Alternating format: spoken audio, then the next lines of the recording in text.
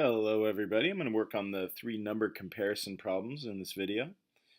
So let's start with number 4. The sum of two numbers, there's probably supposed to be an S there. The sum of two numbers is 100. 5 times the smaller is 8 more than the larger. Find the numbers. So this is not a digit problem because there's no talk of digits or reverse numbers or anything like that. The only two variables are the two different numbers. They're also referred to as smaller and larger, and so that's what I'm going to use to tell the difference. So let's use L for a larger number,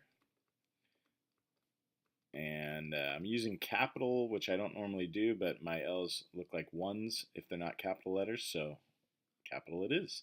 And then the S will be for smaller number. All right, so I'm just going to read the sentences. Here we go. The sum of two numbers, or supposed to be an S there, is 100. So L plus S equals 100. And that's equation 1. Next equation, 5 times the smaller, so 5 times the smaller is 8 more than the larger. That means the larger plus 8. Okay, so we have two equations, two variables, perfect setup. What am I going to do? It looks like I can eliminate pretty easily if I just have a negative L over here. So I'm going to subtract L from both sides. And so now my new equation 2 looks like negative L plus 5S equals 8. And then if I match it up with equation 1 down here, which was L plus S equals 100, I can do some addition. So if I add these two together, I end up with 6S, because these L's cancel out. Negative L plus L would be nothing. And then 6S equals 108. And it's not a great looking 8. I'm going to divide by 6 and end up with, let's see, 6 times 20 would be 120. Let's see, 60, 120 is 12. So I think it's 18. S equals 18. Then going back to that first equation, that means L would have to be 82. Let's test it out. The sum of two numbers is 100. Yes. 5 times the smaller, so that would be 90, is 8 more than the larger. Yeah, that works, okay? So these are the answers. So you would actually answer by saying the smaller number is 18, the larger number is 82. So here's how you would actually answer that. All right, we're going to move down to the next one. Once again, in the absence of any instruction telling you what style of problem it is, again, there's no mention of any digits or reverse numbers or anything like that. And so we're just comparing two numbers. So one number is 12 more than half another. So it doesn't even say smaller or larger. So I'm just going to call n equals a number, and then m equals another number, because it does not specify anything else about it. So I'm going to go for equation 1 here. One number, we'll call that n, is 12 more than another, so the other plus 12. And then number 2, the two numbers total, that means addition, so n plus m equals 60. And this is set up nicely for a substitution because n is already isolated here. So I'm just going to go ahead and plug this stuff right into that. So I'm going to rewrite equation 2 to say m plus 12, that's that, plus that m right here, equals 60. And now I'm going to go ahead and simplify that. 2m plus 12 equals 60. if I subtract 12 from both sides, I get 2m equaling 48, and then divide by 2, and I get m equals 24. And if m is 24, plug it back in right here, looks pretty nice and easy, or up here even. Here it looks even easier. So 24 plus 12 is 36, so n equals 36. Testing my answer.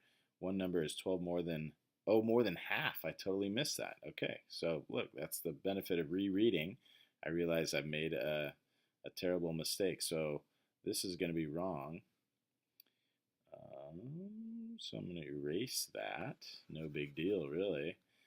So my whole equation 1 is incorrect, so I'm just going to rewrite it up here. And rather than like erasing this, I'm just going to put an X through it. That way, you know, if I eventually don't get the answer out of this second try, I'll at least have some work shown that shows that I'm trying some stuff here. So equation 1, one number, n, is 12 more than half another number. So we have to take half of m and then add 12. Okay, there we go.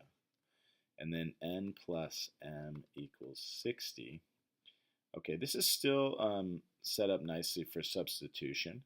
We're just going to end up with a fraction, but no big deal. So I'm going to go to equation 2, and I'm going to substitute this in for n. So pretty much the same technique I was going to use. So it's still going to work. Okay. So then when we add a half m plus m, instead of getting 2m, we're going to get 1 and a half m, because I have 1 plus a half. So I'll say that's 3 over 2, right? 3 over 2m plus 12 equals 60.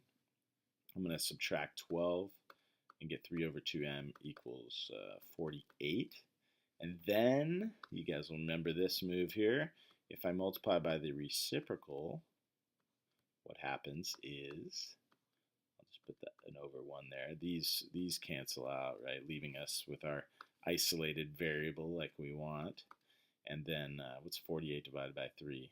Who knows? It's, let's see, 30, so 10 plus 18, which should be like 6. So 16, I think, then times the 2 here. So 32.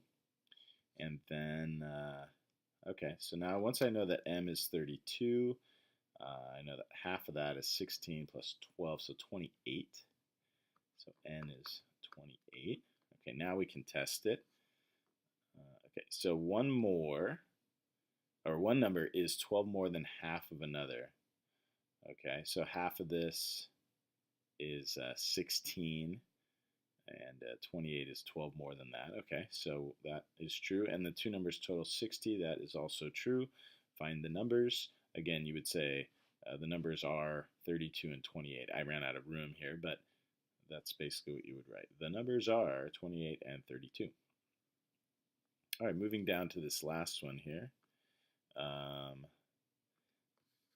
Oops.